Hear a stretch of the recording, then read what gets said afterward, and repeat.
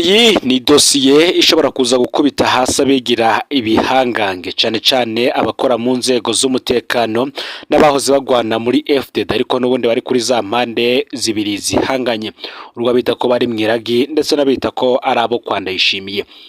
Mu gipolisi, mwiperereza no mu gisirikare ibintu biriko biradurumbana. Niteka n'umunezero ntangere vyo gusubira kubana namwe banywanyi bacu mubana natwe makuru n'ibiganiro vya misi yose tubandanya gushikiriza kuri no mbonesha kure yacu na yanyu Muhuza TV. Uyu ukaba ubaye umwanya tugiye kubageza ko amakuru y'ibiriko biravugwa bigezwe ko ngaha mu gihugu c'u Burundi, akaba ari amakuru tuzagaruka ahanini ko yari ko aravugwa mu gisata c'umutekano ndetse no mu gisata ca politike. N'amakuru tuza kugaruka ku mazina agiye atandukanye kandi akomeye cyane muri politike y'u Burundi, avuga ko yoba ari mu mazina yoba ari ku rutonde rw'abahemukira igihugu ariko bakabikora mu ruyeri rwinshi. Ni mu gihe ku kirimba c'umukuru w'igihugu batakironka itiro kubera igitero giherutse kuba c'umuhari RED-TABARA mu mezi adashikana kuri 3 gusa. Uyu muhari uramaze gukora ibitero bibiri ku butaka bw'u Burundi. Igitero ca mbere cyahitanye abantu 200, cya kabiri gitana abantu 10, bose bakaba baharurirwa mu bantu 30 bamaze kuburira ubuzima bwabo muri ibitero bikorwa n'uyu muhari witwaje ibigwanisho ubarizwa muri leta ya Repubulika Iharanira Intwaro Rusangi ya Kongo.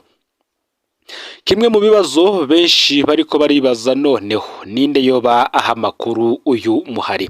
Ese yoba ava mu iperereza ry'u Burundi, yoba ava mu gipolisi canke mu gisoda? Ese hari abasumyi b'urusaku uwo muhari ufise warungitse mu gihugu c'u Burundi uhereza amakuru ku buryo mu gutera basubira inyuma ndetse bakanakora ivyo bashaka atanumwe abitambitse?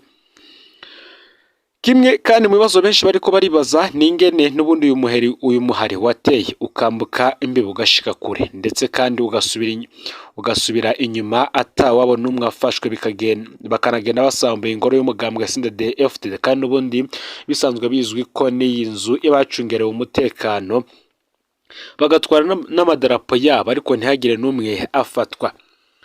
Nkuko vyamye bizwi, RED-TABARA ifise ibirindiro muri Haut Plateau za Sud Kivu muri Repubulika Iharanira Intwaro Rusangi ya Kongo. Rero aho uyu muhari uba harazwi. Kugira ngo uve aho hantu wegera urubibe rw'u Burundi kandi nanone uje bukuruzi Rusizi urengana ishamba rya Rukoko ushike iburinga wipange n'ibigwanisho bikomeye hanyuma utere uca usubira inyuma atanumwe afashwe. Bakavuga ko iyo haza kubaho gukorana kw'inzego ibi bitari gushoboka. N'ahantu harehare cyane ibice vya Rukoko buringa vyo n'ubundi bigumamwe abasirikare baguma bakora patrouille, abanyagihugu bakagiriza iperereza ko leta yakoze akazi karyo. Abandi bo bakavuga ko mu ntamatama ko inzego z'igihugu zakoranye n'aba bagwanyi nyene binjiye mu gihugu. Ese kuri ibi bivugwa kuri uyu muhari RED-TABARA wateye ukinjira mu gihugu c'u Burundi agasubirayo ugenze ibirometero bingana gutya ntihagire n'umwe afatwa, no mu gusubira inyuma kwawe ntihagire ikintu kiba, ni bande babigizemwo uruhara? Vyonda subscribe canke sabone niba utari wafitira ko kugira ngo tuzushikanwe nayo dushikiriza, usangize kandi no makuru bagenza aho baherereye hose kugira ngo nabo batoja bacikanwe nabiriko biravugwa bigezwe ko ngaha mu gihugu c'u Burundi, hanze y'imbezi y'igihugu c'u Burundi ndetse no makungu ya kure. Ni Muhuza TV nkwaye kaze mwidonido yano makuru. Nkuko biriko biravugwa, hari abari mu nzego z'umutekano ndetse n'iz'ubutegetsi bafashanye n'umuhari RED-TABARA ubarizwa mu gihugu ca Repubulika Iharanira Intwaro Rusangi ya Kongo. Uyu ni umuhari bivugwa ko ngo washinzwe mu mwaka w'2011. Aba bakaba bari bavuye n'ubundi mu gihugu c'u Burundi batumva ivyo leta y'u Burundi ikora. Ico gihe ku ngoma hari Petero Nkurunziza umuhisi. Kwigenekerezo ya 2025 Ruhuhuma uyu mwaka w'2024 barateye mu gihugu c'u Burundi barakora ibidasanzwe, baraturira imodoka imoto bica abantu ndetse kandi harimwo n'abasoda. Mu majambo umushikiranganje wa mbere Buca yavuze ibintu bisa naho vyataye benshi mu rujijo. Ati abateye twese turabazi, barimo bene wacu, barimwo n'abana bacu. Muri aya majambo yashikirijwe n'umushikiranganje wa mbere Buca yarashimitse rwose ko ibi bitero bimaze iminsi biba bitoshoboka mu nzego z'umutekano z'u Burundi hatabayemwo agatotsi. aremeza ko muri izo nzego hariho abahemutse mu mabanga bajejwe bica bituma ibitero bishoboka. Ese aba bahemutse mu mabanga bajejwe ni bande? Boba ari abo mw'iperereza ryo mu gihugu hagati? Ese boba ari abo mw'iperereza rya gisirikare canke n'abakora muri leta majoro canke mu gipolisi canke abo bose bafise aho bahurira n'inzego zikomeye z'umutekano ndetse n'amabanga ahambaye cyane mu mugambwe CNDD FDD?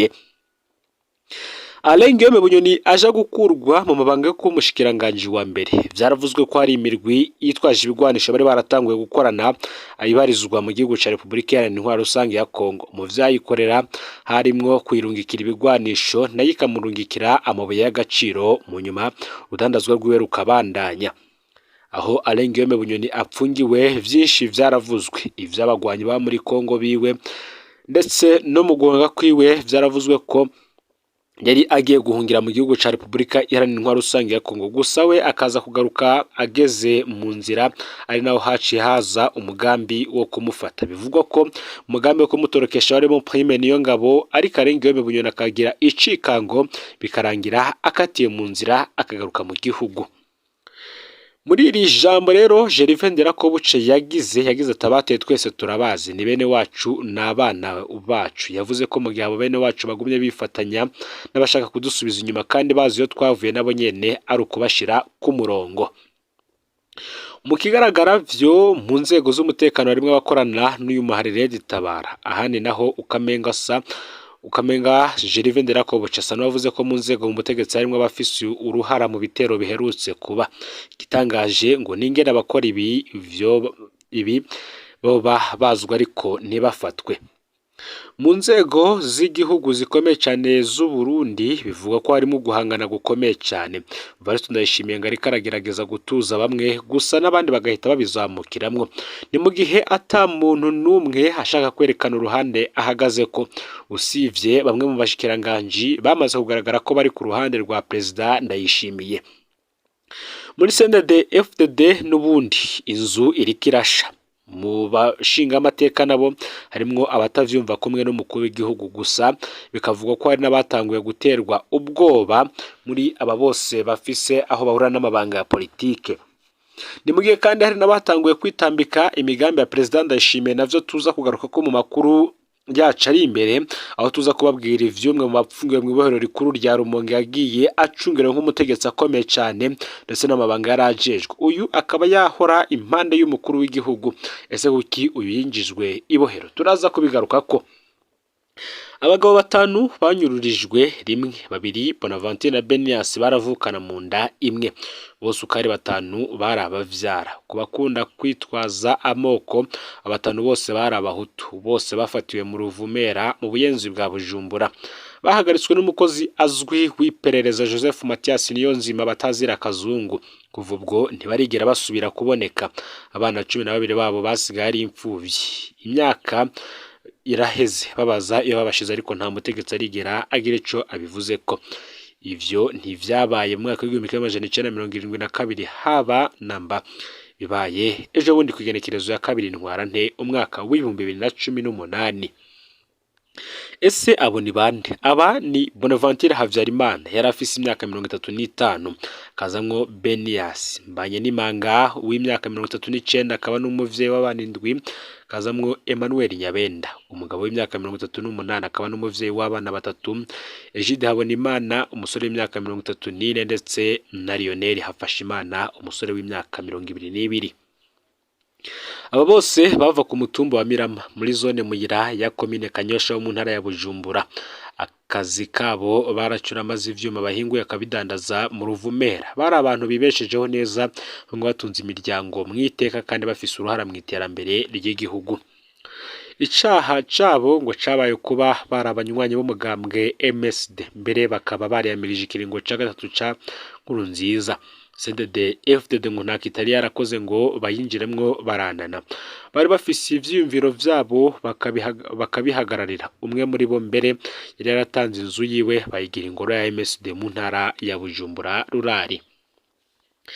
Hari ku munsi wa gatanu igenekerezo ya 2 Ntwarante umwaka w'2018 isaha 10 z'umugoroba, Bonaventure na Benios babona haje umuntu yahoze yitwa ko ari umugenzi wabo yitwa Fabrice akitazira Brice. Yaje mu modoka ya voiture Toyota TI ababwira ati ingo ndabaho umunyenga dutembera igisagara tutangure weekend. Bonaventure na Benios bo bararyoherewe kubona umugenzi wabo wa kera, baremera baca basaba Brice ko bobanza guca kuri atelier yabo mu Ruvumera. Mu nzira bahuye na muvyara wabo Lionel Hafashimana yaramanutse mu gisagara kugura ivyo mwene wabo yari yamutumye kuko yari afise ubugeni bukeye. Lionel nawe yinjira muri ya modoka, bageze kuri atelier abo bakorana bashaka kuza kurya uwo munyenga ariko ntibakwirwamwo. Brice aca babwira ko yobatwara imice ibiri. Umuco wa mbere hagiye Bonaventure, Benias, Lionel, Emmanuel na Egide. Umuco wa kabiri wagumye urindiriye ko baza kuwutora imyaka ibaye 6 abagiye batagarutse. Umuco wa kabiri nawo ukaba umaze imyaka 6 urindiriye ko ya modoka yogaruka igapfuma ivuga basi icabaye. Imodoka yafashe ibarabara bita kwa Rubengebenge, iri hafi gushikira ibarabara rya Brarudi, isanga hari izindi modoka zibiri zigitegereye. Za modoka zivamwe abantu bambaye impuzu z'igipolisi n'izisanzwe, maze bategeka babacuzi kuva mu modoka, baca babapfunga ibitambara mu maso babinjiza muri za modoka zibiri. Fabrice we ntibamukoze ko, yagumye muri ya voiture Toyota TI yiwe maze akurikira za modoka zibiri. Hacindwe zibiri atawuzi yari. Fabrice bamubonye yidegembya. Fabrice we yavuze ko nubundi ico gihe yahora apfungiwe mu biro bikuru vy'iperereza, ko yari kuwatabawe n'umugenzi aca asaba umuriyoni n'inusu kugira aje kurekuza Bonaventure, Benius, Lionel, Emmanuel ndetse na Egide. Ico gihe yemeza ko nabo yabasize mu iperereza. Imiryango ariko koye amafaranga aratanzwe ariko abantu ntibigeze baboneka imyaka 6 iraheze. Bonaventure Havyarimana, Benias Mbanyenimanga, Lionel Hafashimana, Emmanuel Nyabenda na Egide Habonimana baragabo bakunda gutwenga. Nk'umuryango bari bafatanye mu nda, bari baramenye kwiteza imbere kubw'umwuga wabo, bari kirumara mu muryango kandi barakunda cyane igihugu cabo. Joseph Mathias Niyonzima yarongoye igikorwa cyo kubafata nabo babikoranye nabo ntibigeze babazwa iyo bashize abo bana b'u Burundi. Iperereza ryarinumiye n'ubutungane bwarinumiye. Leta yo ntuyibaza, ahubwo ubajije kino kibazo yitwa ko ari karacafuza igihugu. Ngayo rero amakuru yaragezwe ko muri kano kanya, fyonde subscribe canke sabone niba utari wafyenda ko kugira ngo utocikanwa nayo dushikiriza, usangize bagenza kana no makuru abagezwe ko ari kwaravugwa mu gihugu cy'u Burundi, hanze mbeze igihugu cy'u Burundi ndetse no makungu ya kure. No Muza TV Imana ibahezagire.